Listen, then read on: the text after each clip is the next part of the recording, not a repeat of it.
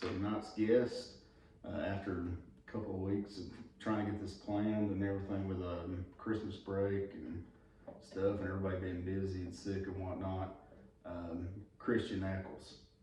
What's going on? My man. Bellator 289, dude. I mean, it's awesome. Big Yes, it was. Biggest show I've ever fought on, for sure.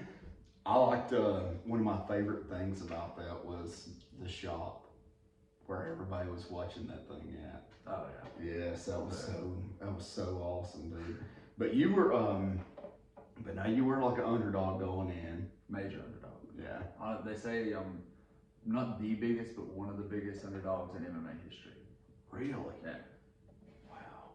Yeah. So it was like a minus 1,500, I think. Or, yeah, minus 1,500. So if I would have like betted on you in Vegas, You would have made some serious I would have made some dough. So I don't know a lot about the betting odds, but I know people that put like $100 down and won like 900 something. Wow. That was when the betting odds. So at that time when they bet, the betting odds were I was minus or plus 960. Plus 960 on that. Is it plus or minus? I can't remember. Okay, minus is the person they think's gonna win. So you would have been plus. Yeah, so I was like baseball, I'm thinking, yeah. So I was a plus 960. Yeah. See, I've never betted on fighting before. Yeah. I will next time. Pretty sure.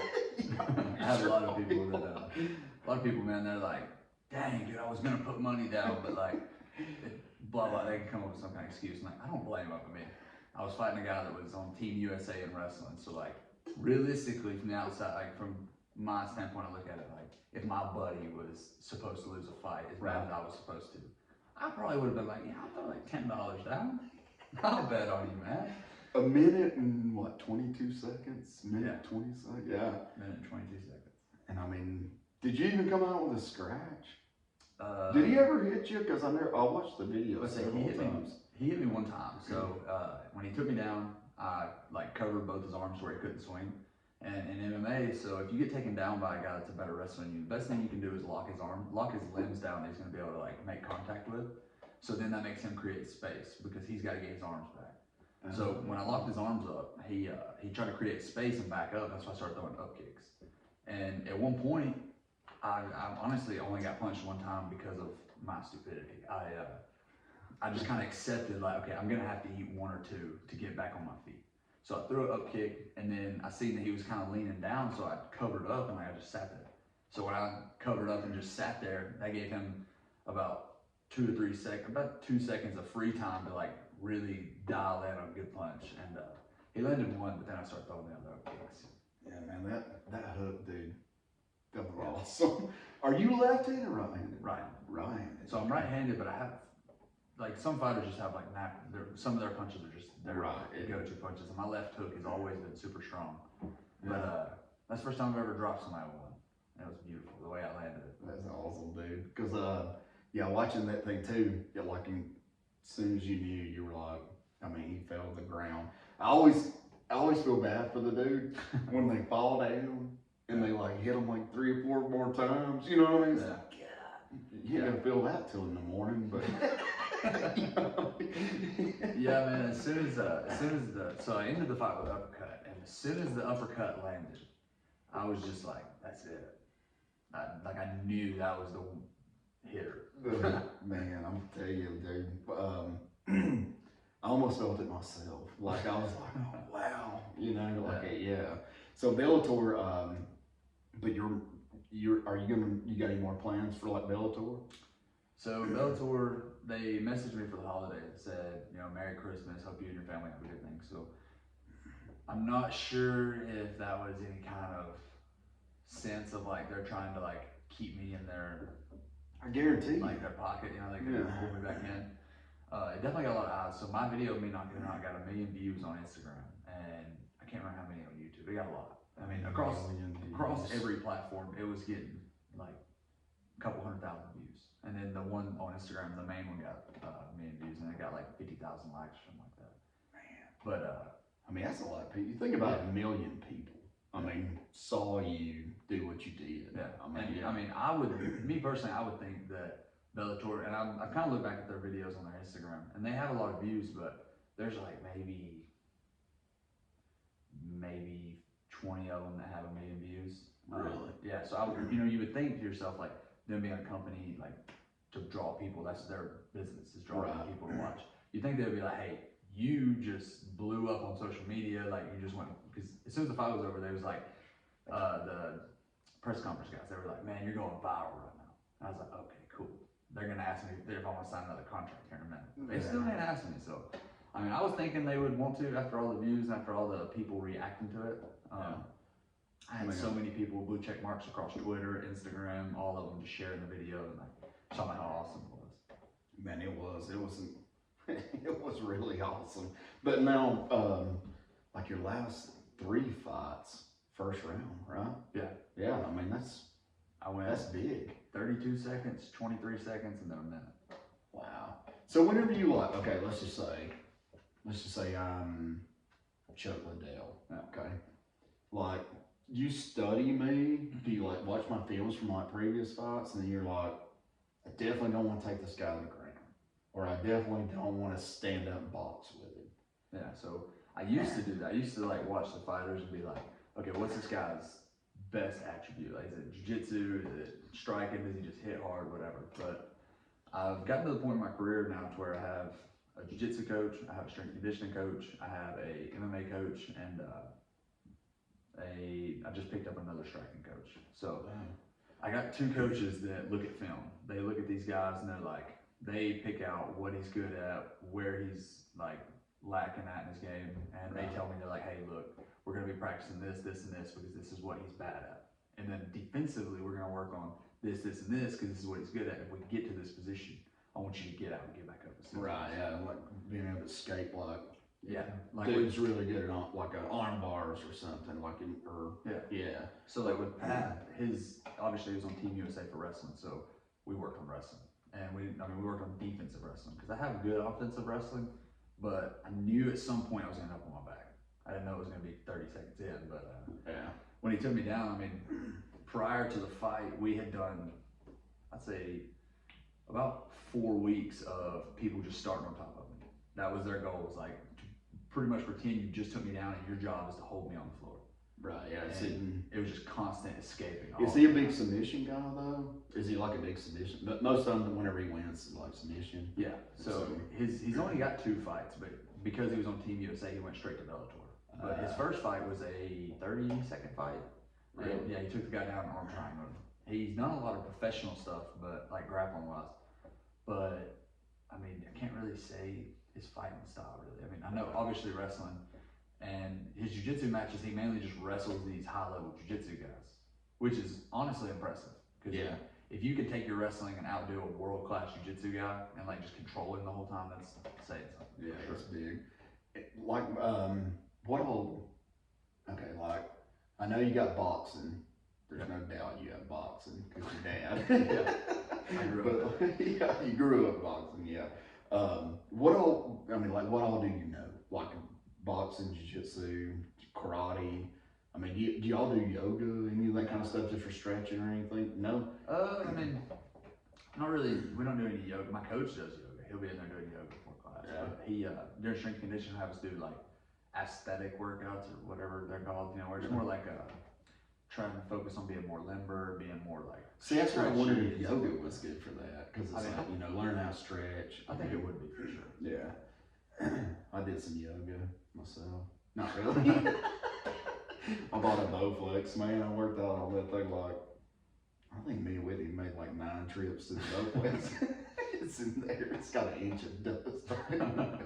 But y'all like train all the time, man. Yeah. I mean, y'all are always training. Like today when I was talking with you about what time you could be or whatever, I mean, it was like, well, I think I'm gonna go run. I'm gonna do like a light workout. Today's my off day. You know what I'm saying? It's like, yeah, I wish I had that. Like gym stuff, it's really hard, especially if you miss any time, man.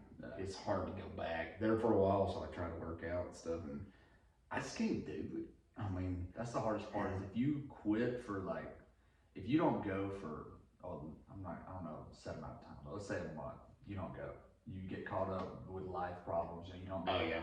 When you're like, I'm gonna start back Monday, and then like, you're like, wow, I work all day. I really don't want to go to the gym. Working out's tough, dude. I mean, that's a job itself. I mean, really, yeah.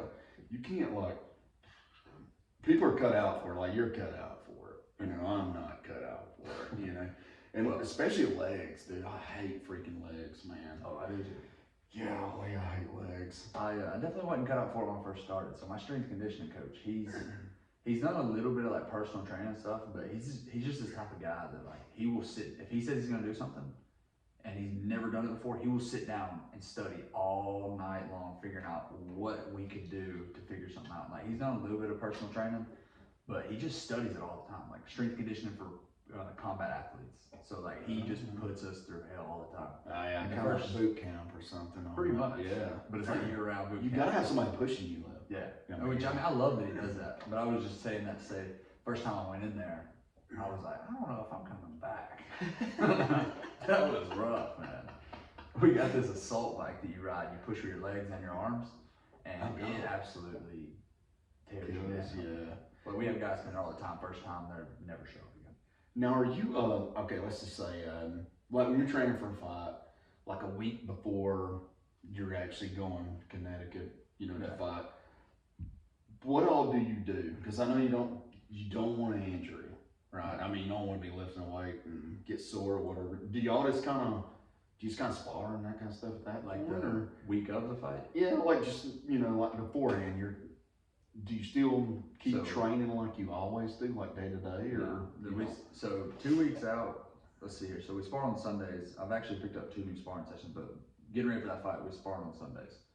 And so 2 weeks out, or 2 Sundays out, you will have like a one last hard sparring session, to where and like really it's kind of not really a sparring session. It's more like my opponent's gonna let me beat him up and.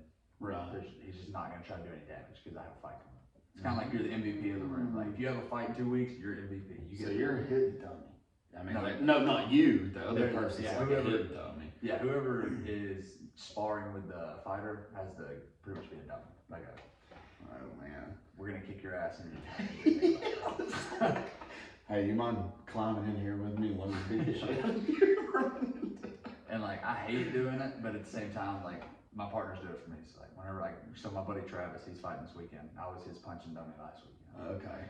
Yeah. See that? I don't know, man. I'm not built for fighting. For sure. If I get a little bit of crazy to do it. Yeah. If I was gonna fight, like if I could just walk in and like knock somebody out, I'm cool with that. But I don't want to get hit. You know what I mean? Which that's the scary part. Yeah, and I'm supposed to be 39. You know, like I don't fall like I used to. You know what I mean? Yeah. I did a backflip on the trampoline like 2 years ago. Swear, I thought I threw my heart out. No lie. Like, and they kept like teasing me out there. They're like, "Well, you can't do no backflip on the trampoline." I'm like, "Yes, I can." I climb up there and I do this backflip, and I literally thought I was just gonna have those shocking things to like bring me back. You know, it hurt so bad. It hurt for months, man. You do the backflip. Yeah, I saw that. It's awesome. So the thing is, Dana White actually went on an interview and was like, these people that do these backflips after the fight, they're fucking idiots. And I'm like, hey man, I want to fight for you, but I'm doing my backflip. I mean, backflip's not easy. I can barely pull it on the trampoline now, you know? Yeah, no. Yeah, I think I could do it for a while, and then one day I was cutting weight for a fight, and I dropped like 20 pounds, and I was like, I'm just feeling light right now. So I tried it out, and like, I almost broke my neck the first time, but I was like, I think I can do it. And then once I got it down, I was like, every fight. It's weird, because you got to kind of like jump straight up. You know, you want to jump backwards. Well, I do kind of jump backwards, so like, I know. Mine's definitely not perfect. Yeah, I saw that, and well, it's perfect enough. Yeah, it's like, but like we did too. I mean, like you just got through fighting. I mean, you're out of breath unless to be able to pull that backflip off. No, I'd have to like train for that for like months before. That's where the cardio comes. No fight involved. Yeah, y'all. But like besides weightlifting stuff, sparring stuff, so you do a lot of running just to kind of I actually just picked up running because I'm looking to go down to 170. So I fight at 185 now, and I mean, don't get me wrong, I could do really good at 185. Me and my coaches have all talked about it. I think I could go to Bellator at 185 and go to a really high level. Right. In UFC, I mean, I could definitely go to a high level, but the chance of me being a world champion at 185 is Not very, very, very slim. So there's the like the 160.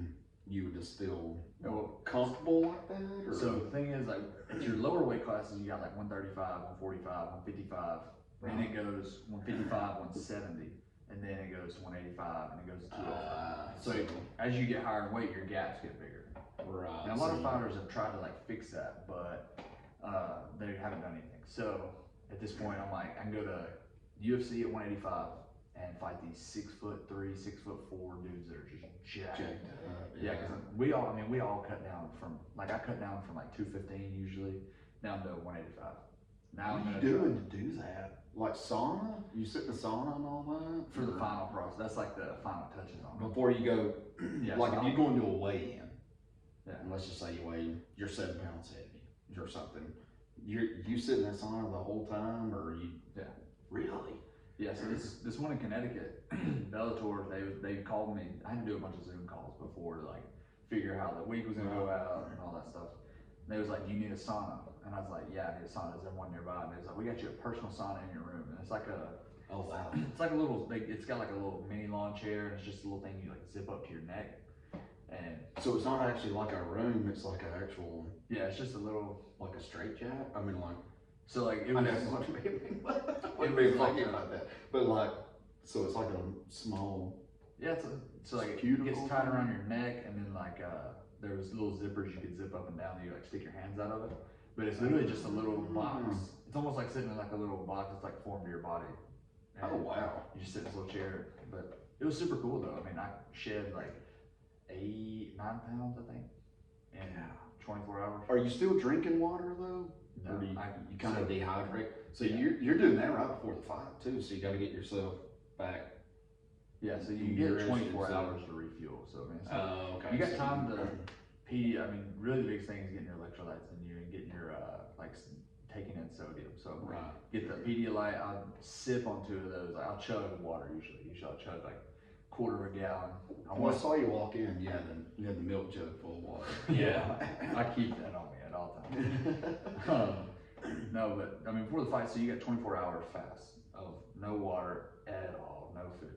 And yeah, man. I mean, not everybody does that, but like 98% of fighters do that. I mean, that's just the best way to do it. Because if you cut out sodium and then you don't eat anything, you're gonna lose 1 pound or 2 from that in itself. Then you cut out water. As soon as you hit the sauna and you ain't got no sodium in you, I mean, all the water in your body just pours out. Oh man. Yeah, I've actually lost 18 pounds in 24 hours before. Yeah, wait, dude. Actually, it was in like 8 hours. Just sitting in the sauna. You never had to like, do y'all ever, sometimes my dad gets like sick or whatever, and they're like just getting fluids. So once you go in there and you weigh, and then you got that 24 hours, do you ever have to have like fluids gave to you, like IV or anything like that? I've never had to. I mean, there's been fighters that have to, but usually the commission's kind of like, hey, you probably don't need to fight. Right, yeah, if you got that week or whatever, yeah. And some just people imagine not drinking or anything. I mean, like, it sucks. oh, dude, I can imagine. Yeah. It sucks bad. That's honestly the worst part. Especially, so it's bad enough when you go 24 hours with no water. It's like, okay, I can handle it. You know, it sucks, but like, I'm doing this for a reason. Then when you get in the sauna, you're like, why would I do this? See, that's what people are cut out for, dude. I'd be like, I'd throw the towel in early. Like, I'd be, no. Yeah, that's, you know, a lot of fighters, after they cut the weight, if you watch videos of fighters after they weigh in, they're like, the hardest part's done. Because, I mean, truly, that's the hardest, like, that's the mental battle. Right, yeah. Because all you want to do is drink some damn water. You're just like, and, like, your coach is over there with the orange juice in the morning, like, eating his breakfast burrito, and you're like, I'll be like, dude, I am about to punch you in the face if you don't get out of here. Yeah, and I stay quiet. I don't say nothing. Because, like, when I get hangry, I can be a major douchebag. Oh, dude, I get hangry. Like, the kids, Whitney and the kids are really easily able to talk me into going to Mexican. You know, it's not like my teetotal favorite, but I know when I get there, I'm gonna get that chips and salsa right off the bat. You know? Oh yeah, and I'll grab that salt shaker. Man, that salt's my friend. You know, I love it. And I'm like, my wife, you know, she'll say, "You, are you serious? You want to go to Mexican? It's like, yes, because I know I'm going to get chips and salsa because I'm about to die. Nobody else talks. Nobody asks me anything. Like, I've got to get food. Yeah, I'm telling you, I could go 24 hours, man. Dude, I'm a huge salt guy.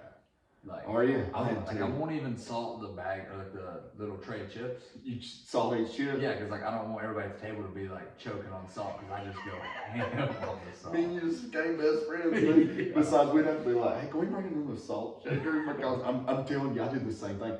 And sometimes I'll even like salt my salsa. You know, I'm like, sure. Oh man, yeah, everything's better with salt. And they're like, it's bad for your blood pressure. You know, whatever. I'm like, I'd rather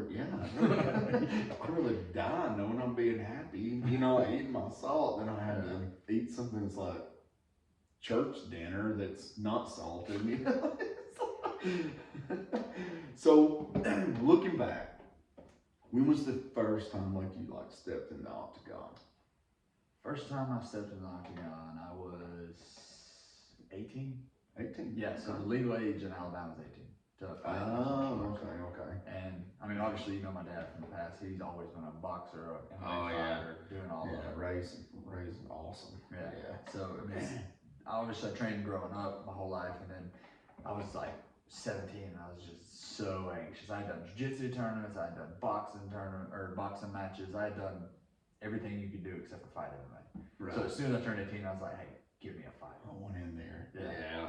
And I ended up winning my first fight, 32 seconds, I think. I choked the dude out. He was like, I think his record wasn't great. I mean, mine was 0-0, but his was like 3-6 or something like that. Yeah. Which is still, I mean, yeah, I mean, the experience plays a factor. So yes, it does.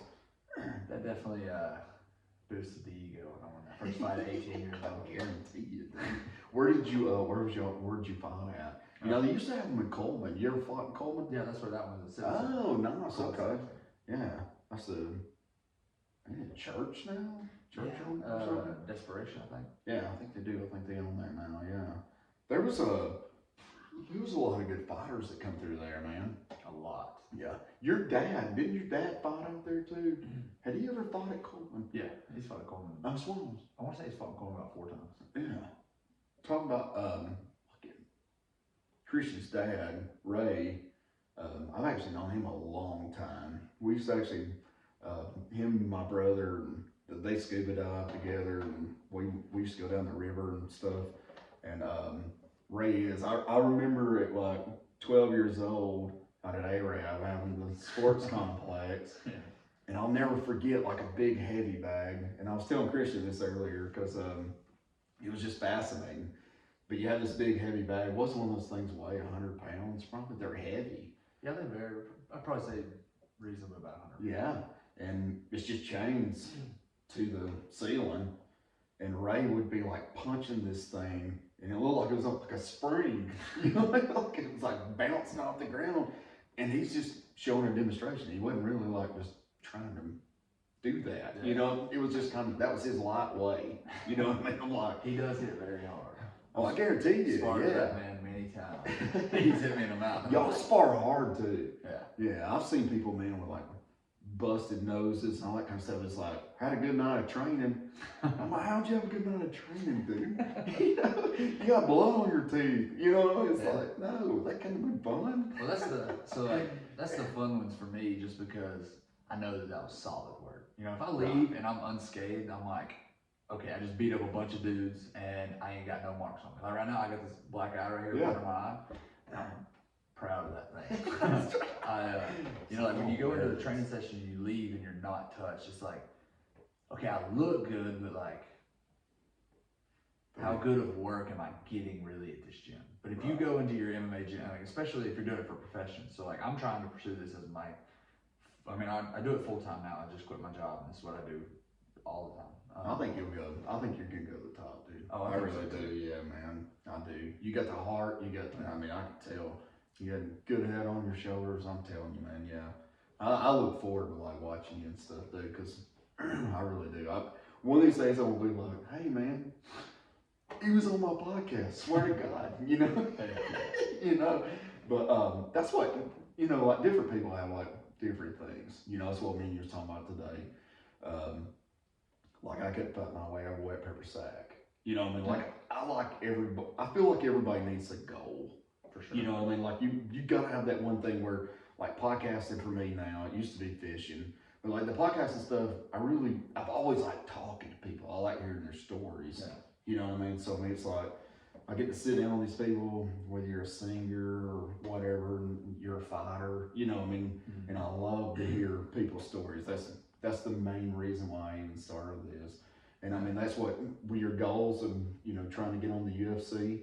Yeah, so that's kind of that's like my thing is like, so you like doing podcasts, you know? So like, Mhm. it would be super cool if you could make the same money you make as your job doing a podcast. Right, yeah. So that's kind of been my goal is like, this is my dream. Mm-hmm. So like, takes a little bit of time to start making money with it, which I make decent money now with it since this last fight. And now that my name's kind of blew up, my checks will probably get a little bit bigger, but yeah, like it's kind of, it sucks for a while, but like, eventually I got to where like my goals are like, I'm kind of living for my dream. Really. Right. You know, I could go work for my father. He owns a diesel shop that makes bukus of money. They do good. They used to work on the railroad trucks. And Yeah. stuff. Yeah. He makes all kinds of money. And like everybody's like, dude, why don't you take this? Everybody that works for him, why don't you take this over? Like, why don't you work here? And Well, you got time for that. Yeah, and like I mean, you do. I'm just kind of looking at life like I got one shot at this, and like really MMA is not something you can pick up when you're 35 years old and be like, oh, I'm gonna try to go to the UFC. So I'm 24 years old and I've done it most of my life. And I mean, my dad at first, I mean, he didn't hate the idea, but he just wasn't. He wasn't the first one to be like, yeah, you should quit your job and pursue mixed martial arts. But I mean, he's coming along a lot more now that he sees that I'm doing really good. Well, it's also different strokes, different folks. I mean, this is your dream. Yeah. You know what I mean? Like, and I feel like your dad done things that a lot of people around here. Yeah, I mean, like with the boxing stuff and whatnot, and actually MMA and training people and all that kind of stuff. I mean, and he had that other business, so I mean, he was doing that too. You know, where like you would have time for that because I mean, like how long could you fight? I know Randy Couture, he fought for a while in there. He was probably one of the oldest ones, but I mean, you got plenty of time to like pursue this dream, make it work, make it happen, and you could always go back over there later on when you're my age. You know what I mean? That's how I'm looking at it. Is like, if, let's say, I would imagine Ray's very proud of him. Oh, yeah, I know he is. He's very, very, I know, very right? Before this fight, you know, I was kind of mentioning to him like how I wanted to like kind of ease away from the shop and like work to where I could still pay my bills and I didn't have to like scrape by necessarily, but like, I got more training in. But since this last fight, he's just kind of been like, if you think that's the move, if you think it's the right move, do it. Yeah. Okay, cool. And He won't let you fail. He's not gonna let you not. fail. Dude, my dad is, I mean, I know you know my dad really well, so you know this, but he's just a super good guy. He is. Your dad is one of the top. I mean, I'm telling you, like, everybody I've met that knows him, they're like, dude, your dad is one of the best guys I've ever met in my life. Yeah, he is. And of course, I've seen his other shots, so I'm like, he's high. Man, I'm gonna tell you, like, growing up too, with Ray, it was like, Ray Echols. You know, I'd even tell people, I'd be like, I was talking to Ray Echols over at the store. Ray Echols? Are you serious? It's like, I saw him the other day. It's like, well, stop and talk to him, man, because I'm telling you, he'll stop and talk to you. You know, He'll talk to anybody. Ray is real. Ray, you got a very good family, man. You do. So, Vanilla Gorilla. I gotta know where that started. That started, so I was in Birmingham training at this gym, and there was a bunch of black dudes in there.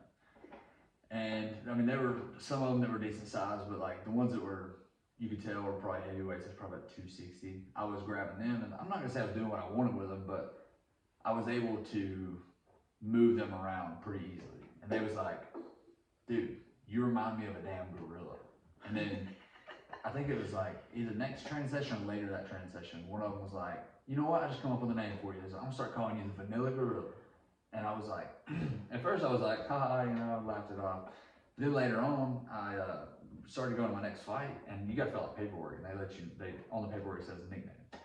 And I looked at it, I looked at my dad, and I was like, you think I should use Vanilla Gorilla? And he was like, dude, yes, that'd be sick. And when they called it out, everybody went nuts in the Civic Center. So I was like, I like it, dude. Yeah, I won that fight with it. Everybody liked it, so I was like, I'm sticking with it.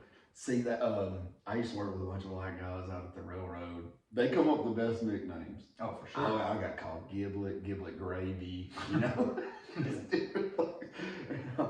which like all of them know each other by nicknames. You know, Yeah. one of my better friends, Big Mo. You know, his real name's Maurice. You know, and like yeah, they do. They come up with some awesome names. So that's where that started. And then Coleman Student Center. And Just taking it and ran with it.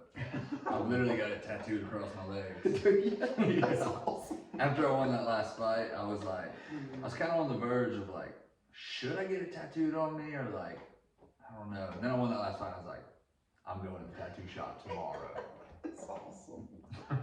I'm just gonna get some more inkwork, man. Yeah, I want some more. I like tattoos, dude. I like tattoos, but I see some people it's got like, so the guy I trained with, Travis. Yeah. He's for an MMA fighter, he's got the look. He's got the tattoos, he's got the beard, he's got all that. He's 6'3", pretty shredded dude. But he's got neck tattoos, he's got them just all down his body. His leg from his thigh to his hip is just covered in. Like a sleeve on your leg? No, it's just random tattoos. Really? Just random? It's not like connected, it's just like here, there. They all have like an inch of space in between them. And I'm like, what are you doing, man? He's like, oh, my buddy's got a tattoo gun. So we used to get drunk and he'd just tattoo on my leg. Okay. That sounds like a great idea. I gotta get my kids' names, man. I want them tattooed so bad, dude. Yeah. I just want to kind of like get them on my arms and stuff and whatnot. But That's what I got my daughter's name right there. It's awesome, yeah. How was your daughter's 3? Yep, just turned 3. Man, they're fun. Golly, I love kids, dude. They are. She's a wild one. She's got a bad low attitude right now. Well, I mean, my God. You won't have to worry about no boy like being mean to her or whatever. No. No, that's what I've always talked about, like getting in the ring with people. You know, like we've always kidded about it. You know, like me and my buddies or whatever. And I'm like, can you imagine, like me? You know, this is coming from me. Can you imagine, like, if I was dating Ronda Rousey? You know, like I would move states and break up with her in a text message. You know what I mean? It's like, hell no, I ain't breaking up with her face to face. She whooped my butt and I'd end up back with her. That would be bad. That would be a We always talk about different like scenarios like that, and I'm like, dude, if I was dating, I mean, like Ronda Rousey, you know, yeah, you move states, you break up with her text message. You For don't sure. ever talk about her again. Talk to her ever again. You stay states away. I've always wanted to train with somebody like Ronda Rousey or Amanda Nunes, who's like the new Ronda Rousey. She's like women's GOAT, they call her. I've always wanted to train with a girl like that just to see like how good she, like, you know, obviously most men are like Stronger, and like, I don't want to say better athletes, it sounds wrong, but like typically for the most part, Well, yeah, I mean, they have like more attributes to them. if I was gonna fight a guy or a girl, I definitely think my chances were better with a girl. So I feel like with that, But I don't know if I'd brag about it. Yeah. Well, that's what throws me off is like I just wonder like how good these girls really are, because I mean I know they go in there and like dominate, like Amanda Nunes, she knocks every girl out she fights just about. I gotta look her up, dude. She's mean, like mean. She's like an American? No, she's Brazilian. Brazilian, yeah. I've always just wanted to see like how hard they hit for real. No, Not against another female, but like I don't know. Like just because I know she's freaking a dog. Like she's. Oh yeah, she's knocked out so many girls. She's got to have some serious power. Well, see, like all right, this is a good question. I gotta ask you this because I have always wondered this. Okay, you had back when I was really locked into watching UFC and stuff. Yeah. All right, you had like Randy Couture, Chuck Liddell, Spider Silva, Rampage Jackson, yeah, like all these guys, right? Yeah. Chuck Liddell was like my favorite, okay? But I felt like once he got his bell rung one good time, he was like very gullible to get knocked out easier. Does that happen? Does your chin get more? I mean, does that make sense though? Yeah, I think. Yeah. I know what you mean, because I used to think about it all the time, like how that works. So I've seen some fighters that get knocked slap. Do you know who Michael Bisping is? That name seems like it sounds familiar. He's been in UFC for a long time. He fought a guy named Dan Henderson, and Dan Henderson hit him with a Big Dan Henderson, right? Is that right? Or is it? I'm not sure. Okay, I can't remember that name. Maybe, but he's known for having a big right hand. They call it the H bomb. His last name's Henderson. So he hit Michael Bisping with the H bomb, knocked him out. Then he comes from on his feet while he's on his back and elbows him / forearm to the jaw. And while he's down, while he's asleep, still man. hits him with that forearm. And you would think something like that would be like that's it, you know, his jaw's gone. Considering like some fighters like Chuck Liddell ended up like that. They did. I mean, but he ended up winning a world title after that. He ended up, I've seen him take heavy shots and like just keep walking people down. But then you look at Chuck Liddell or I believe it was Rich Franklin. Yeah, Rich Franklin was a school teacher. Yeah. Yeah. You got guys like them that like when they got knocked out once or twice, then it was like their jaw's just gone. It is. It was almost like, I know Chuck Liddell could have whooped him 2 years ago. You know, like so talking about Rich Franklin, so you had like him and dude from Georgia, that Forrest Griffin. He actually won that fight that time when he got his arm broke in the match, right? Yeah. That was some of the best like UFC the fighter shows. Yeah. You know, we had like Chuck Liddell and them. And what was it? Randy Couture won. Did he win? He actually won one world title. I think he won two. He won light heavyweight and heavyweight. Yeah. So he went up. He fought that guy. Was it Lester or something? Was that for the championship? Brock, the guy that used to be a wrestler. No, so he fought Brock Lesnar, but that was when he lost the title, I believe. Oh, okay. So he fought not Antonio Silva. He fought this guy named Silva. I can't remember his name. But it's Spider, is it? No, it was it's Anderson. What was his name? Not Bigfoot Silva. That's a Brazilian dude. Anyways, he fought this guy. Yeah. And heavyweight, big old dude. He was fighting at 205. And then he's fighting this dude's like 6'5", probably like 300 pounds, just jacked. And I'm not gonna say everybody thought he was gonna lose, but like it was gonna be a good one. And he went in there and dominated him. And I mean, Randy Couture's, he is, man. He's the nuts. one. Yeah. He's that guy. He might be possibly one of the best ever. Yeah, I think so. I would think so too, yeah. He's also, he started this league called, I'm pretty sure he started, I know he's a part of it, he's a huge part of it. But there's a league called PFL to where, you know, a lot of fighters are underpaid. Like when you're doing it at smaller levels, like if you fight at a local show, you might make 1,000, maybe 1,500. Right. Then you get into the Bellator and you get like 10 to 20, 30, and then you make your way up to the 100,000s, whatever it is.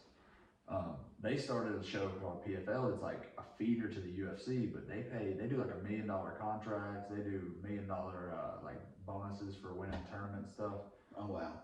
Yeah, they pay really good. But Randy Couture he was a huge part to starting it because he tried to recognize that like all these fighters are underpaid. I mean, we're going in there getting hit in the head, getting possibly knocked That's what I was gonna say. like weighing. Do you have to go to the emergency room much, like afterwards or anything, or do you? I haven't yet, but I know a lot of fighters that have. Yeah, like getting laid open. You know, like I know like those elbows to the eyebrows and all that kind of stuff. Always like gash is huge. Yeah, usually with a cut. I mean, usually if it's like just so like after my second pro fight, I got sliced up by some elbows, and it was on my right. I had a cut there and I had a cut there. Yeah. And they just had a doctor on standby that did it. So usually it's more of like, if it's a major gash or like if you feel like an arm you don't feel right, you know, after the fight, you're just kind of like, whoa. Like they have doctors on standby at the fight, but if it's something severe, they'll just send you to the hospital. Now, okay, let's just say me and you, I challenged you to a fight. Yeah. You know, Bellator 289 or whatever. And so how do you like get mad at me? How do you know? I mean, like, does that make sense? Like, you're fighting somebody you kind of don't know. You know what I'm saying? Like, how do you step in that ring and you go from straight? You're just like, I'm fixing to try to take this guy's head off. Is it the competition, or is it like you just want to win that bad? Or so that's really the whole key to being a good martial artist is like learning to, I mean, not not let that side take over. Like I'm angry, I'm gonna try to kill him side. You Right. gotta, and everybody starts out like that. Your first few fights, you get super nervous. I mean, I still get nervous to this day, but you get nervous and then you're like, okay, I'm gonna make this happen quick. Like we're just gonna rip off the Band-Aid. And you go out there super hard, but eventually you learn that the best thing you can do is go out there and kind of like read the fighter and like stay calm, not get mad. And eventually you develop this thing where it's just, I'm not gonna say it's just like what you do, but when I go out there, I don't really feel any type of way towards them. Right. I'm just like, hey, That's kind of weird. I'm trying to put food on the table and You are too. Yeah, I'm gonna have to hurt you. I saw some it's like weigh-ins or whatever. They totally have to break it up. Yeah. You know what I mean? It's like, oh, there's definitely a lot of fights that get personal. yeah, a lot of shit talks been For sure. talked or whatnot. You know, like with you though, like building up to that fight, I never saw anything where you like downed anybody. You know, like said anything across. You were just excited that you were getting to do it. You know, and that's what. A sport like that, where you have people that could really like hurt each other, you know what I mean? Yeah. And like it showed like a lot of respect from you, in my opinion. Like when you actually did knock Downey out, you were done. You know, you see a lot of these people just trying to jump back on them or whatever after they're falling and stuff. That goes a long ways with, you know, like people watching and stuff. Yeah, it's like, dude knew he won. You know what I mean? Like, he's done, you know? Yeah. I mean, my biggest thing with that was like, it was a huge opportunity and I was fighting a guy I was supposed to lose. He did talk a lot of crap. Before the fight, he was like, oh, as soon as this fight's over, I'm signing a contract with Bellator to go over to Ireland and go fight over there for them. Like, he's just like, pretty much just downing me the whole entire week. He never necessarily was just like, this guy's a scrub or nothing, but he was just like, I'm about to run through this guy, no problem, next fight. And then he's telling, he actually put it on social media. He said, because I made a post on my Instagram and I said, my opponent was a good wrestler, but this is a 3-round war. This isn't a wrestling match, or not a college wrestling match. And he put on a story on Instagram. He was like, my opponent thinks he's going to last 3 rounds. If he makes it out of the first, I'll give him a fight bonus. Did he give you a bonus? No.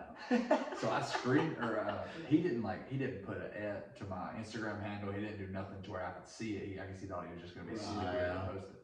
So I slid up on it, and I know we cuss on here, right? Oh yeah, we could. So I was like, I slid up on it and I said, so what happens when I knock your dumb ass out in the first? And he said, actually he didn't say nothing. He screenshotted it, put it on his story again, and then said, my opponent is saying this, that, and the other. I just thought it was ironic that he like talked all that crap. And that was the one thing that I said. The only crap talk that I did was I said, I'm gonna knock you out in the first. And you did. And I did it. Like, I mean, I guess in the moment, the reason I acted so like humble and so like just excited to be there, just being myself, was like, I mean, you know, like the past I've lived, like with that lifestyle, after going through that, I never thought I would ever be fighting for Bellator or doing anything like that. Stand on that big stage. I mean, I can imagine, like, I'm almost imagining like, because I used to play music or whatever, just like walking out on that concert stage. You know what I mean? It's like you got all these people here. Your dad, you know, you gave him that fist bump or whatever on the way down. I mean, I can imagine like you were probably just ready to explode. Oh, dude, I was. It's like I'm just gonna give everything I've got. I'm gonna put this guy's nose somewhere around his forehead. You know what I mean? You know how when you see somebody like, I don't know if I want to say famous, but you see somebody that is like I guess you've seen a famous person, and like you're like, oh, I kind of want to meet them, whatever. So like the first time I met Pat Downey, the first time I heard about him was like 4 years ago. He was wrestling the best jiu-jitsu guy to ever do jiu-jitsu.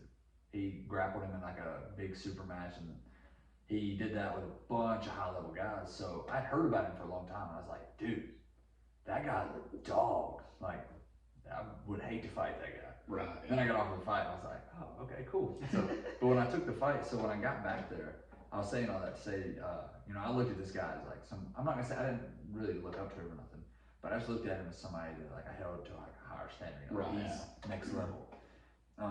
So I seen him at the weigh-in, but like I was so dehydrated and so tired. You don't really pay much attention to your all years, you go eat. But the next night, fight night, I get to the back and like they separate me and my coaches. They're like, hey, y'all are gonna go cage side. Y'all wait for him to get there. And I'm sitting there, and like I'm sitting there with the commissioner, and he's like, okay, I'll tell you when to go. So your nerves are going nuts at this point. Oh, You're I just guarantee your adrenaline's like. it's literally an adrenaline like no other. I've never been skydiving, so I can't say that, but like I've heard skydiving's pretty crazy. But Oh yeah. if I had to imagine what skydiving would feel like your first time, it's probably what it feels like every time. Every time, it never goes away. UFC fighters that's been doing it forever, they still get just similar. But when I was about to walk out, I'm super nervous. I'm like pacing back and forth. I'm like, oh, I got to fight this big old dude. And I turn left and I look and I see this dude, just giant, come walking out from behind the curtain. And he's like getting ready to walk out after I do. So I look at him and I'm like, oh God, I gotta fight this dude. My nerves jumped up even more. Yeah. And when I walked out, so as soon as you walk up the steps, you see bright lights, you can't really see anything, and then you see this huge arena. Where you all walk through like a curtain or something. Yeah, Yeah. so when you split the curtain, there's they have like two big spotlights on you, so like everybody in the crowd can like see, you know, it's kind of like a effect thing. So I walk out, I'm like, well, I can't see nothing, I don't see the bright lights, and then my vision kind of like adjusts and it opens up, and I'm like, oh shit. This is a big arena. Like, This is real. Yeah, this is like, I've been watching this on TV for years now. I'm doing it. Oh yeah. And I start walking down, and like I see a couple of my sponsors, and I'm like, okay, cool, you know, they're here. Keep walking, and I'm like, oh shit, there's my dad. So I like bump fists with him, and like, dude, all I could think about was when we was kids, we used to watch. We never watched Bellator. When we watched it some, mostly we watched UFC, and I was like, Dad, wouldn't it be so cool if one day I fought on that stage and like we got on the camera together? And I'm like, that's all I could think about was like me telling him I wanted to do that one day. And then there was Yeah, so like whenever I fist bumped him, it just gave me this sense of confidence, like, you ain't beating me in front of my dad. Like, this is my dream. My dad's sitting front row. Yeah. I'm hurting somebody. Yeah. It was super cool. Yeah, I can imagine, dude. I mean, man, it's awesome. I mean, That was a big old boy. I'm telling you, man. what is he, like 6'2", 2? I think he's 6'2". I want to say he walks at like 235. 235. Golly, yeah, that's a big dude. He's a giant. How tall are you? 5'10". And how much you weigh? Or how much right did you now, have like to weigh for this fight? Right now I weigh about 210. But 210? I had to be 185 for the fight. We both had to be 185. 185. So he was also drained too, probably Yeah. wasn't he? Yeah, like did him yeah, man. Yeah, when he walked in the cage, my coach reminded me of this, but I was talking to my coach, and I was like, all right, we're about to do this thing or whatever. He comes walking in the cage. As soon as he like steps in the cage, he was built so weird. Like I've never seen anybody built like this. He just had this like all the way down. He was big up here, but then like all the way down, it was just thick. And like he had a 6-pack, and he was just jacked. And when I seen him walk in, I mean, obviously when you see a big old dude like that, even though I'm a big guy, I was kind of like, is he bigger than me? What's going on here? So I turned to look at my coach, and I was like, at that point, my mindset hit like, all right, we're just gonna go for it. Like that's kind of the mindset you get for a fight. You're just like, either he's getting hurt or I'm getting hurt. We're just gonna do it. Screw it. You want to rip off the Band-Aid. I'm too far in now. Yeah. I'm gonna give it all I got. I looked at my coach and I said, I'm gonna go ahead and tell you right now, it's about to get a little wild. That's when a lot of people, when they fight a wrestler, they kind of like, they'll touch up and they'll start circling around so they can't take them down. So you kind of like cat and mouse. You want to be able to get a shot on them while they're standing. Yeah, you want to kind of like bait them in for. So if you watch the fight, you'll see me throw a huge uppercut in the beginning of the fight, and it almost lands. I saw several times. I saw like a highlight reel of you too. You know, having you on here, I've watched a lot of your stuff, and I mean, you had the hand on it from the beginning. I mean, Well, that first one I threw, he, like, as soon as we touched up, I had that mindset of like, let's just get into it. So where my game plan, me and my coach talked about it for weeks, was like, not only did we work on like defense and wrestling, but we worked on like circling. And I didn't circle a damn bit. We touched up and I just got in his face. I threw a right hand immediately. I was just like, screw it, you're huge. It's like, I'm gonna give you everything I got, bro. On the so like whenever you're coming out in those spots and stuff, like workout music, that kind of stuff, like what song like did you walk out to like motivate you? Like I know some songs now I can just want to cry. I know Yeah. some songs where I'm like, if I was ever just to get in a fight, this is the song I would listen to. You know what I mean? It's like, Well, see, I'll be driving down the road. Like I use Spotify and I don't have the premium or whatever, so I just Right. like play those stations, let it play through whatever. see, that's what I'm on. I'm not on premium yet, Yeah. man.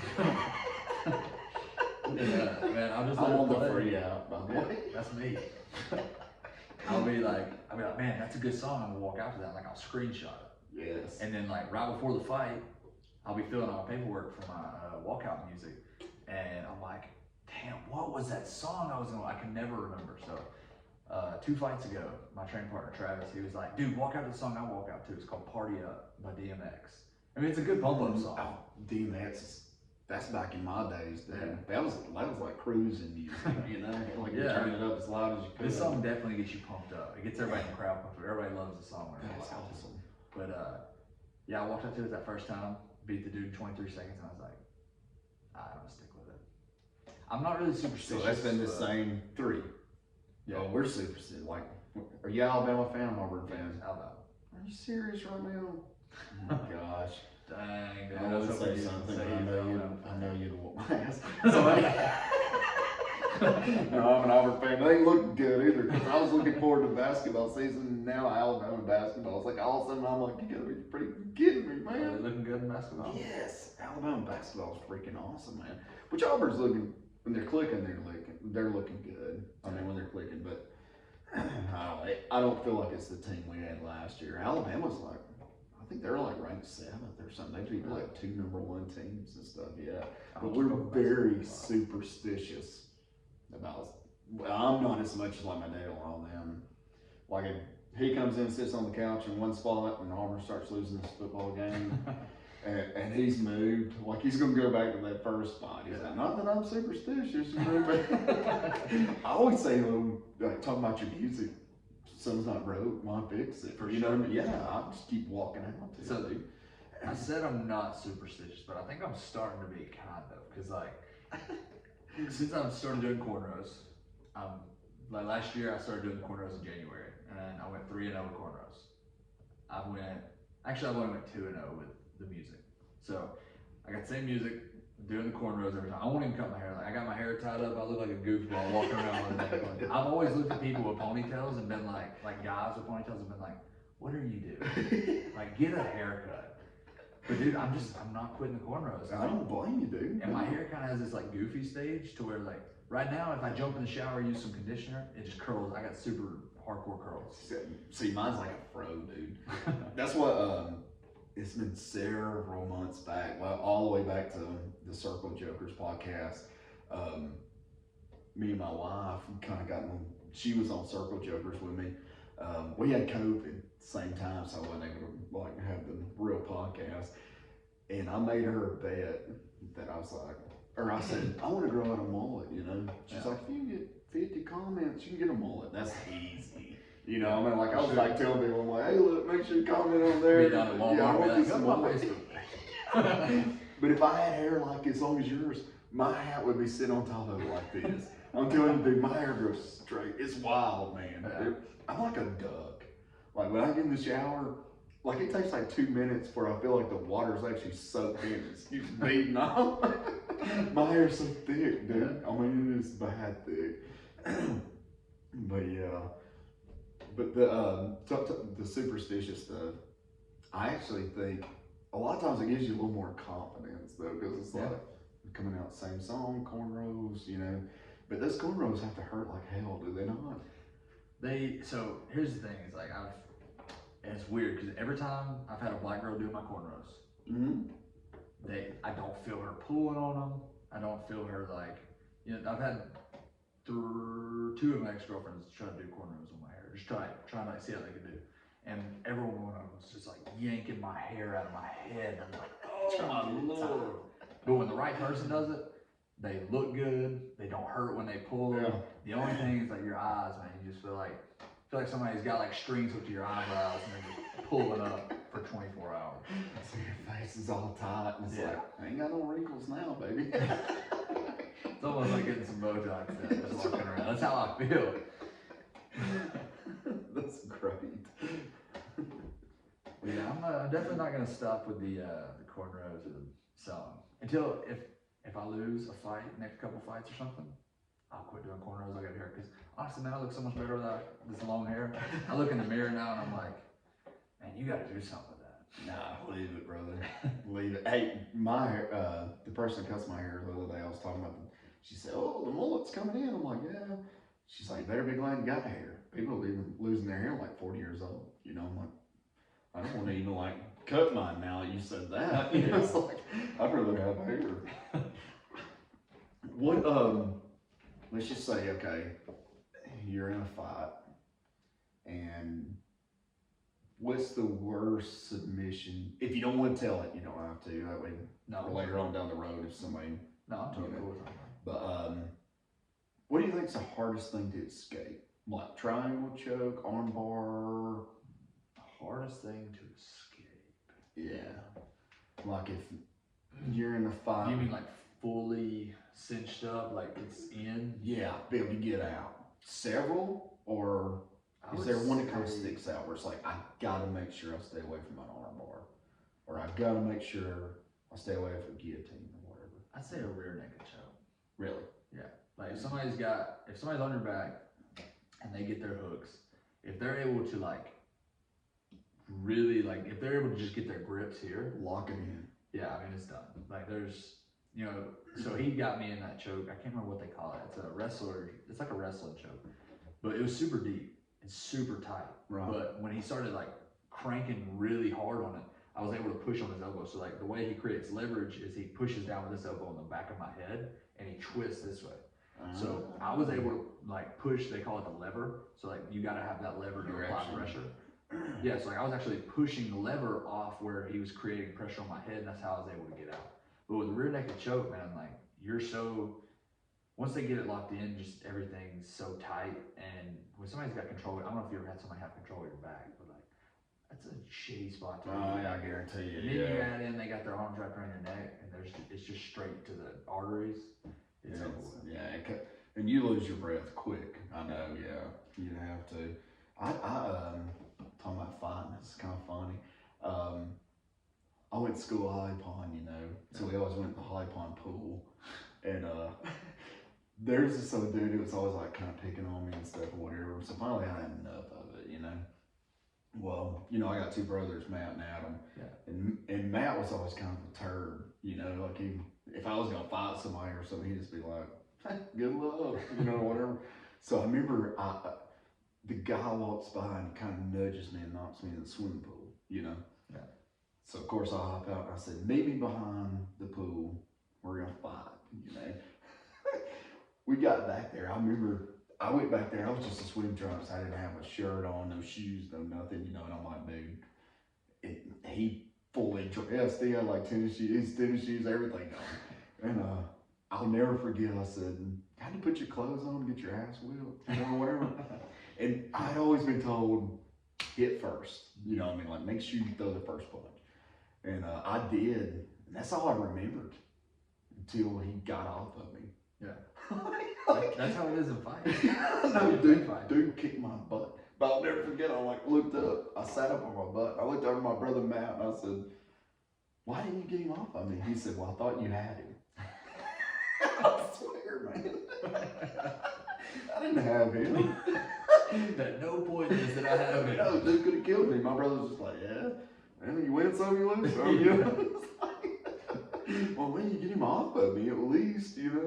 But yeah, I always thought the arm bar would be terrible.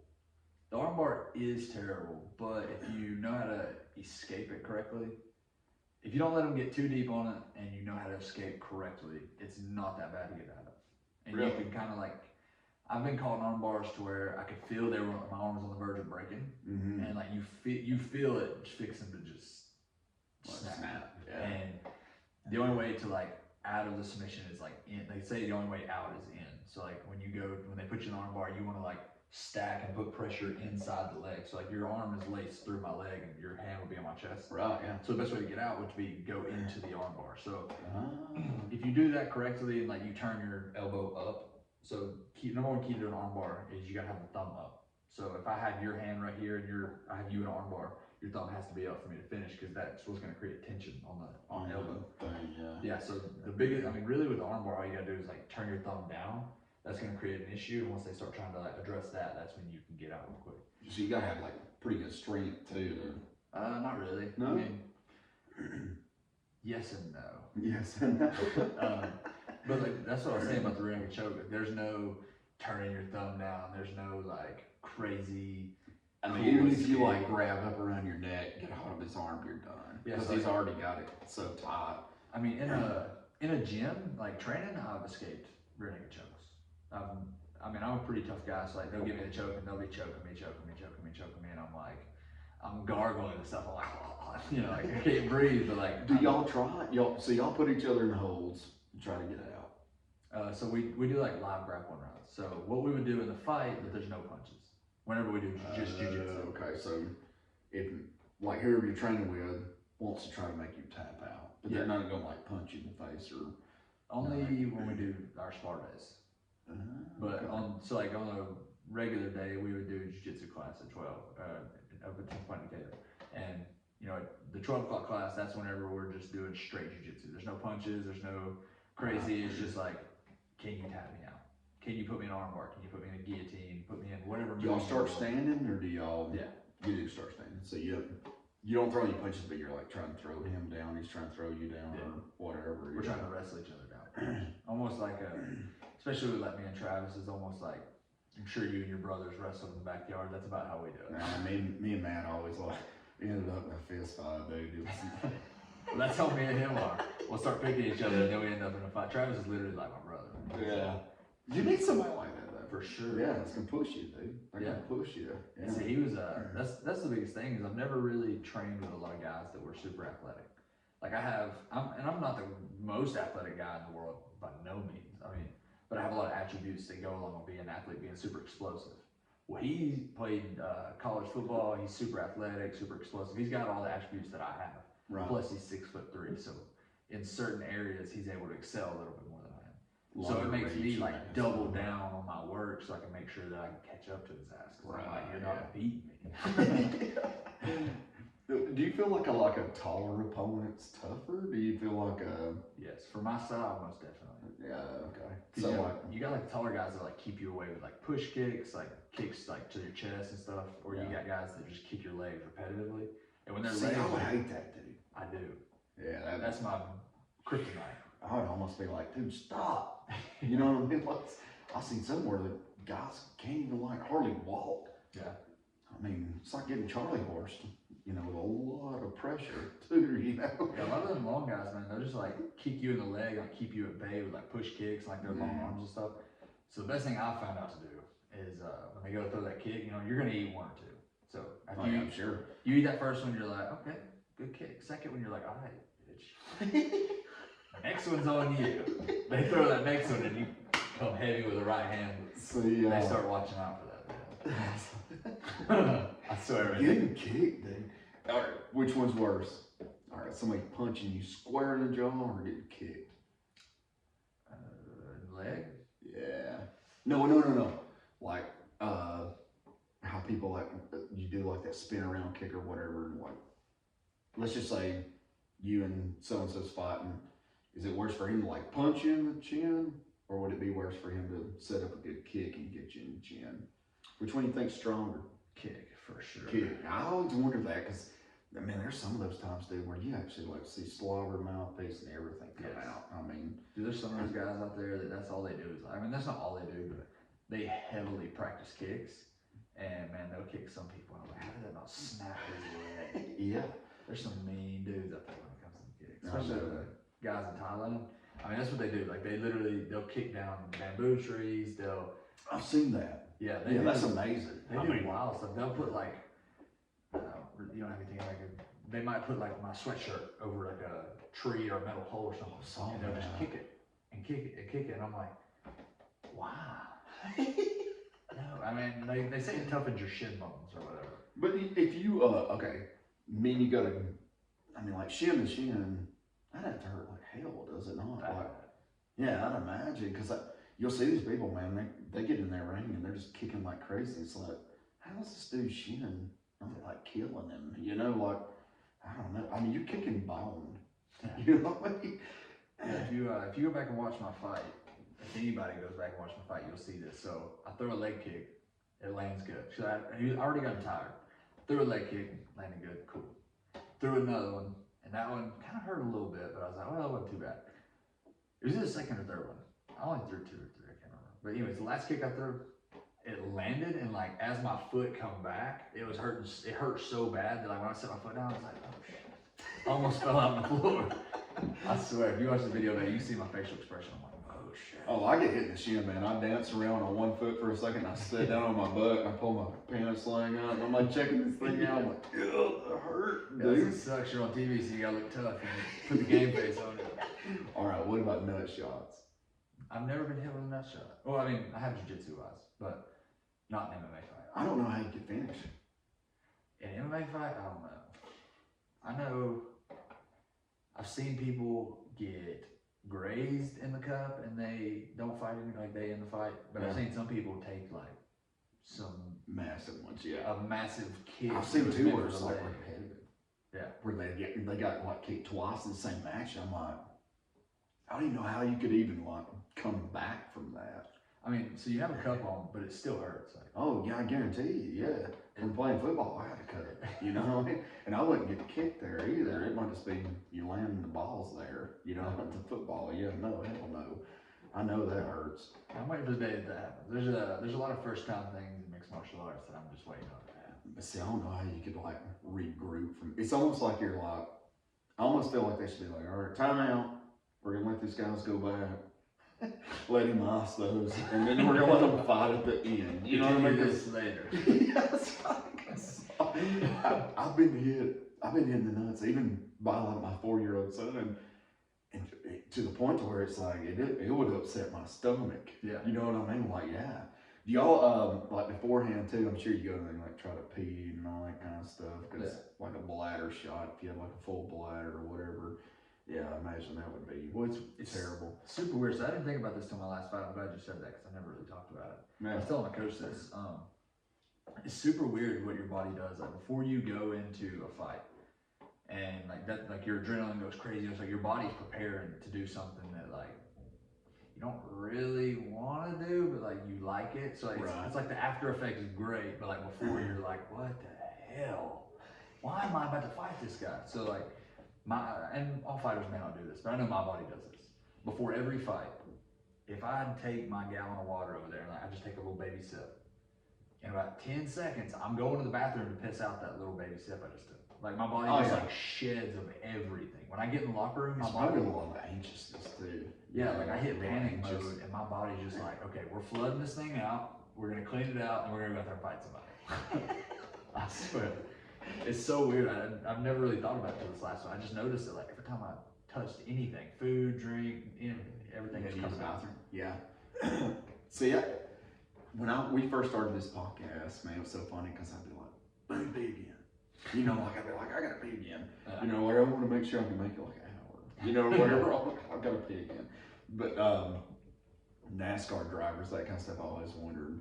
Which I think they have some. I think they sweat so much or whatever. You know, I think they sweat it out.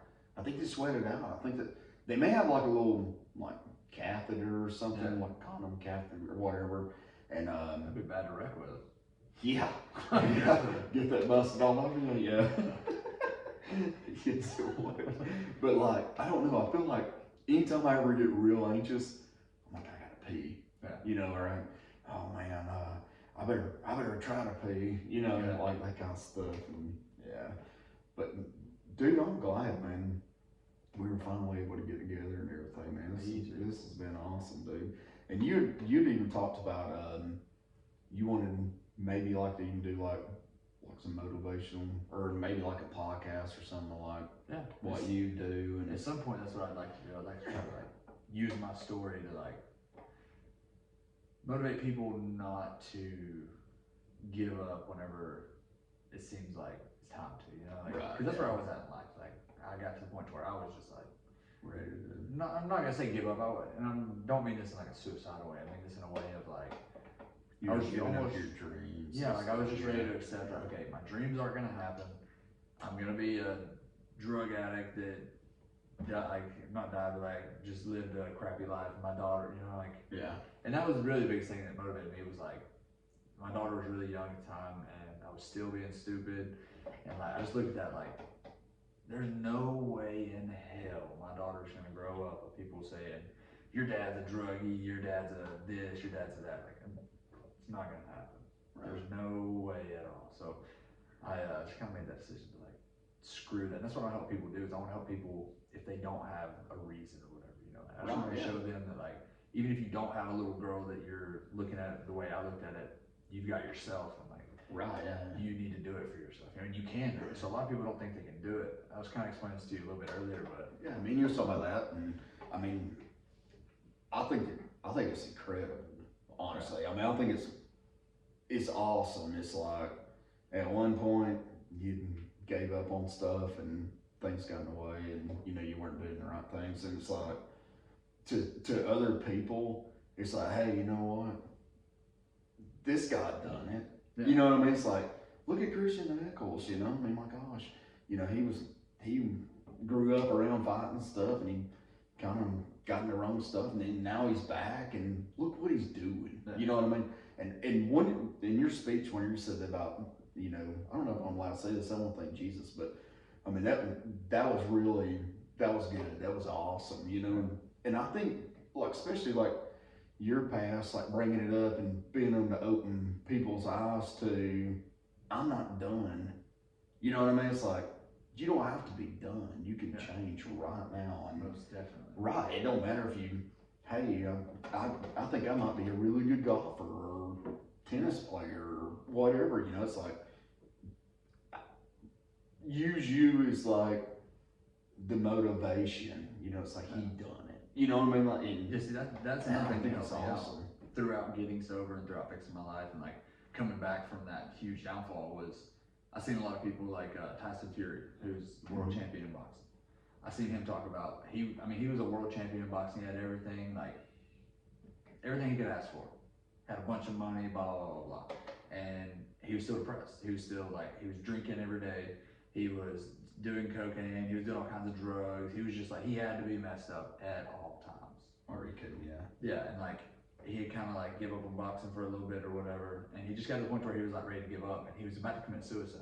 He said he was driving down the road in his car doing like I can't remember how fast he was going, like incredibly fast, and he was just like prepared to try to wreck into this bridge up here.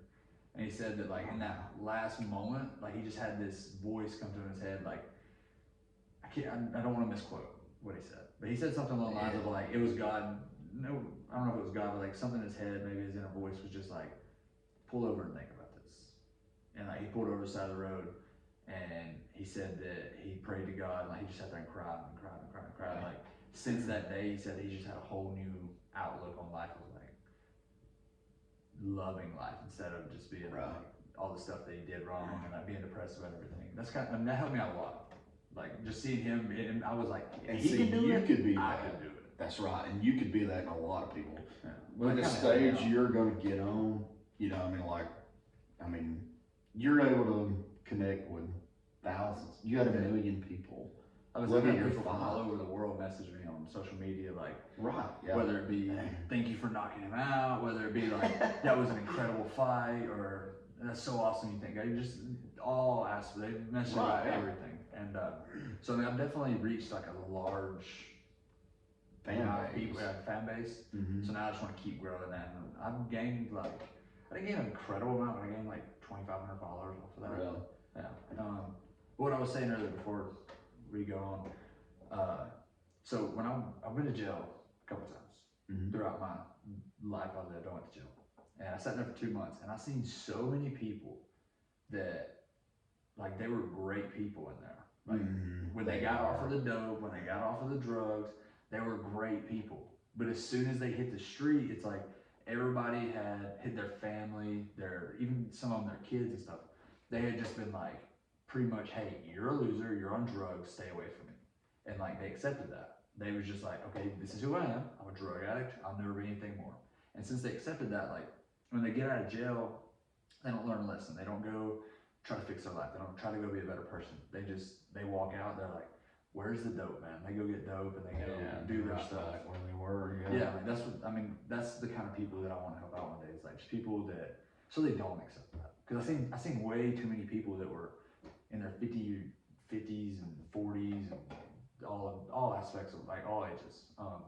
They just like that's who they was, and they knew that's who they was. Right. Yeah. And they had nothing to their name. They never attempted to try to get anything because they were drug addicts. Yeah. Basically, if you don't really have, I feel like if you don't really have like a goal in life, whether it's fighting with me with the podcasting, you know, I mean, I enjoy this. I like sitting down with you tonight. You know what I mean? It's like, it's fun to me. It's like, this guy's a fighter. You know what I mean? It's like, this guy, you know, he's stood on one of the biggest stages in fighting, you know? But like, your story and stuff, you would be able to, even off this podcast, it will really, a lot of people say, hey, you know what? My gosh, I didn't know that, you know, and here I am, and I can do better. You know what I mean? It's like, I look more, and that's what I was talking to you earlier on the phone about. I don't, you know, like people's past and stuff, you know, a lot of people brings that kind of stuff up. But then again, it's like, what's he doing now? You know, I mean, you're 24 years old. You're not very old. You know what I mean? It's like, who hadn't made a mistake or almost went down? There's probably nobody that hadn't almost slipped to something. Yeah. You know what I mean? Whether it be anything, alcohol, drugs, you know, when we're young, we're gullible, that kind of stuff. I'm looking at you 24 years old. Yeah, great head on your shoulders. You're good at what you do. You're in it. You're gonna train.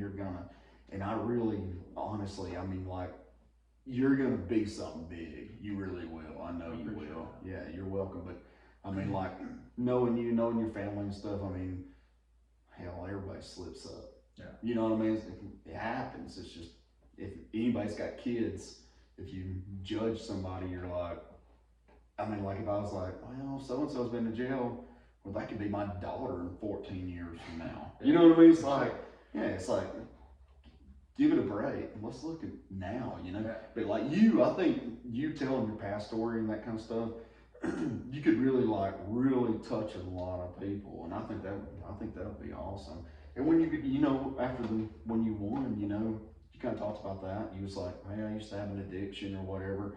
And there's no telling how many people that saw that was like, my gosh, I could be a lot more than this. Yeah. You know, look at this guy, he's on TV. You know what I mean? Like, yeah. I think it's good.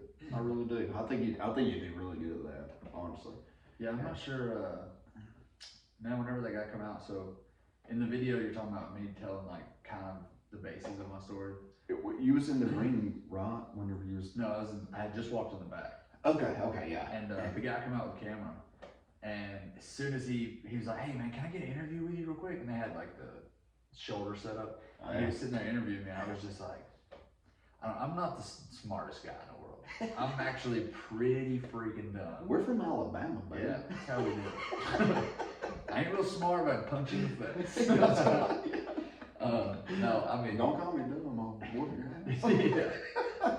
No, I mean, in all honesty, like I'm not super, like, my memory's terrible, especially. Yeah. I think I get that from my dad. My dad's got the worst memory. But anyway, so I got in front of the camera and like I had all this stuff prepared that I was gonna say for after the fight. Like when I got on the camera, I was like, I'm gonna say this, and I'm gonna say this, I'm gonna call out this guy, and I'm gonna go fight this guy. Oh yeah. And he pulled out the camera, and I was just like, there's good stuff just started coming out, and I was like, okay, I like where you're going with this, Christian.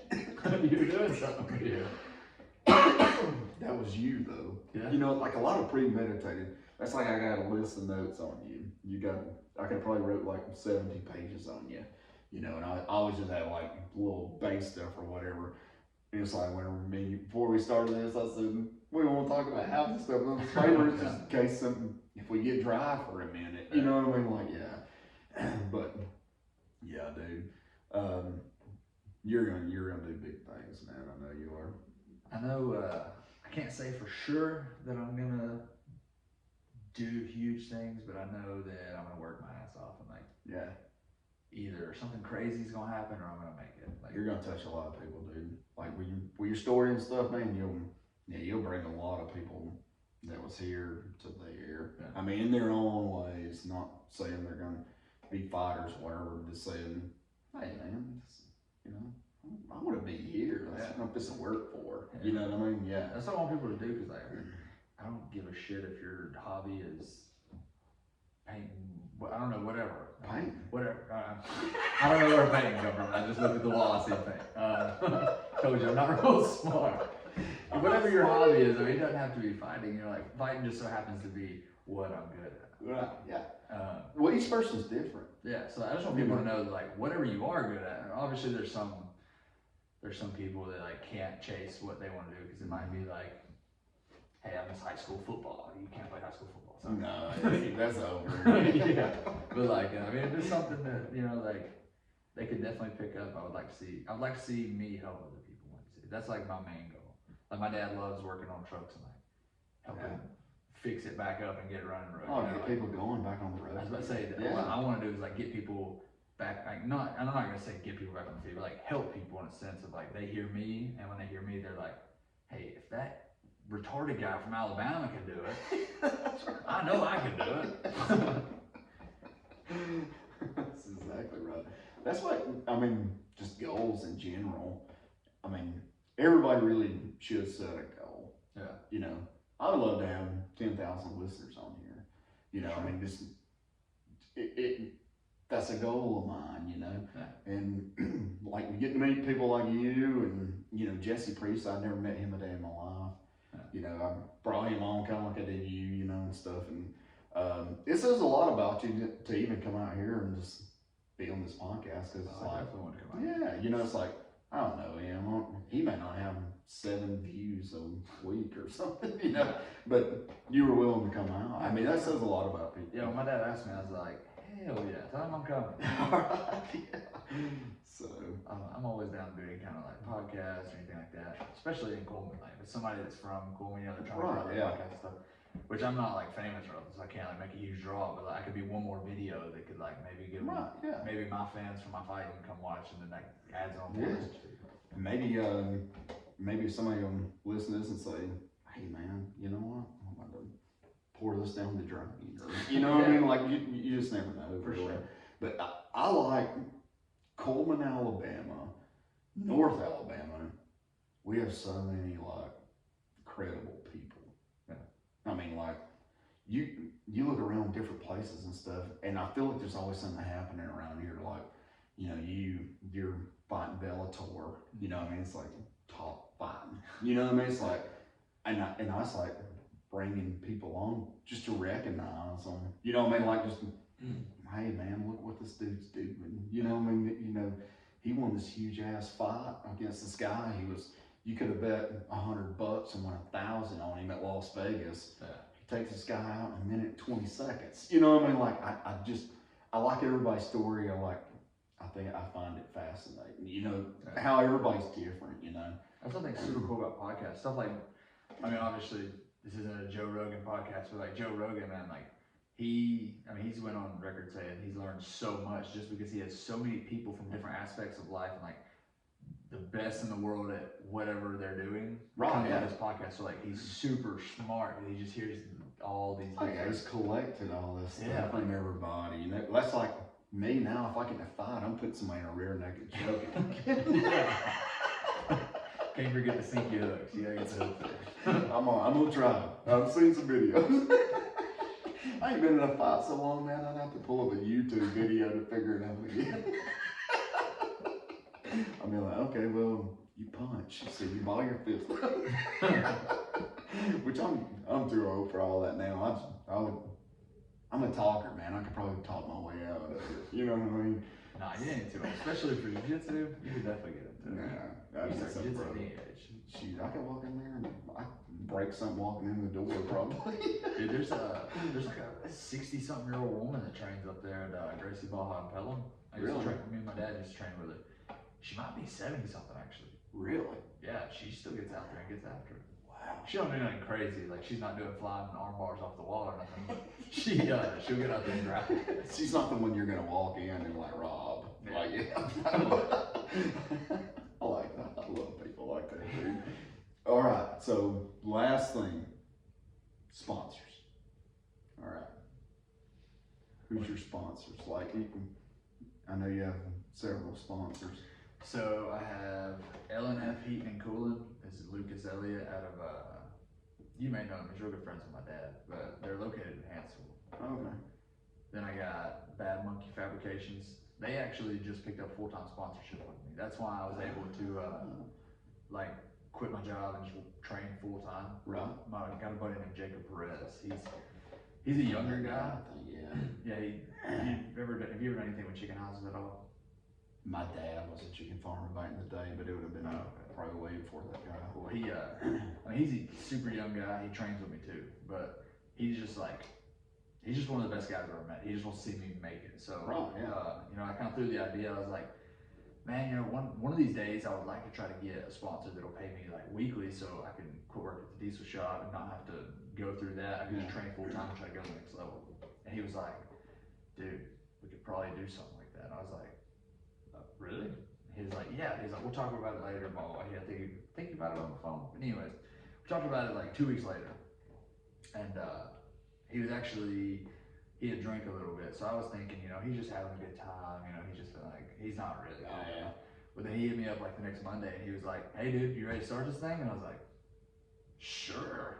If you're being for real? And he was like, all right, beginning of the year, we're starting it off right. We're gonna start paying you weekly. You ain't gotta worry about working. You can just go train. But that's Jacob Perez of Bad Monkey Fabrication. I don't know if you know him. But then Craig's Battery, they're in Athens, Decatur, and Coleman. They've been a sponsor for a long time. Yeah. And he's super good guy too. He's one of those guys that so this time I had to have a minimum of 1,000 because I had some stuff I had to pay for. And he was like, man, just don't even worry about it. Handed me an extra 1,000. Really? Sweet, dude. Yeah. He just wants to help me out. And that's what I love about all my sponsors. They're all they're not just random sponsors. They're all buddies of my dad's, buddies of mine. I've known my whole life. Yeah. So they're just they just want to see me do good. They see that I am doing good, so they're really trying to help out. Coleman Daily is one of my sponsors. I'm wanting to get that guy on. I want to get the guy that's over that. Sam? Yes. Yeah, he's one of my really, really good friends. I want to get him on at some point. Yeah, I love Coleman Daily. That's the only thing I ever look at. Yeah, I want to have him on. Yeah, he's one of my really, really good friends. Did you know he's only 20, I think? Really? Yes. Yeah, I want to have him on. Dude, he is smart and... I love Coleman Daily. They're always asking some kind of random something. I always have to look at the comments, and I'm like, dude, this is awesome. Yeah. Which makes more sense. He's like a younger guy. You got new ideas. You know what I mean? Like that kind of stuff. He does a lot of things. Him and Perez both. They're both young and they both just do all kinds of stuff for work. Yeah. Sam does photography of not landscaping, but real estate. He does real estate photography. He does Coleman Daily. He does a couple other things. But anyways, so Coleman Daily. Mr. Plummer, couldn't think of that. Mr. Plummer. Adam Burgess. Yep, Adam Burgess. I like it. I beat him in arm wrestling one time. Did you? No. Okay, that's I've known Burgess a long time, yeah. Big old dude. I hope he's a big old dude, yeah. I couldn't beat him if I used both arms and one foot. Yeah, Burgess is a good one. He is a really good guy. If you forget somebody, I hit him with that one without him knowing, actually, yeah. Right. That was kind of a blind shot. I just I pulled that one out of my butt. I feel bad. No, you don't feel bad. You were on the spot. Look, I'm bad about putting people on the spot. I done named off my other sponsor. I got to name off all of them now. Yes. Oh, yeah. Such and Such in Decatur. They're one of my sponsors. Okay, yeah. They have really good food up there. He actually sponsors the guy training with Travis full time. Now was Travis, I'm trying to picture Travis. Was Travis the, when they used to have the fights at Coleman, was he one of the referee guys? No. No. No, What's he's that dude's name? My golly. Let's see. We'll look at some pictures after the podcast and see. All right, Because he was, this dude was like a fighter. I can't remember what his name is now. He did refereeing. Yeah. Cody Eason, was he a big guy? Yeah. Really big guy? That was Cody Eason, probably. Okay. Bald Yeah. head. Yeah. Then I got, okay, so I got to name off his last Yeah. name. Name them off, brother. Then I got Daniel Wait, Ramey with the playground. You know the playground equipment people Yeah. have? Yeah. That's what he does for a living. There's a big market for that. Dude, there's a huge market. Yeah, and there are. It makes a Those guys go all over the country too. I think Alabama might be one of the biggest ones or something because, like, I know a lot of people that's doing that. Yeah, I know quite a few people. That's all my sponsor. Sweet. Yeah, I know a lot of people that do the playground equipment stuff, and dude, they make a killing. Yes, they do. Yes. Like, I don't even understand how playground equipment can make. I don't either. But can you imagine making that crap though? Welding all that, I've bending seen it. them do it. Imagine. I bought a monkey bar set for Leah Kate last year for her birthday. I mean, it's like top notch. It's nice, you know. But I'm like, God Almighty, bending all this, welding it and all this. No wonder it's so expensive. But there's a lot of work in that. Yeah. You know, I mean, there really is. Well, all right, man. We're gonna close it up. Got anything else? Go follow me on Instagram. There you go. Vanilla Gorilla MMA. Vanilla Gorilla MMA on Instagram. Yep. Is that your main one? It's Instagram? Yeah, that's Okay. what I use mostly. Okay. I've recently started picking up Twitter since I went viral, as they say. There you So go. I picked up the Twitter. I was like, all right, I'll start looking at it. I'm Let's- not a huge fan of it.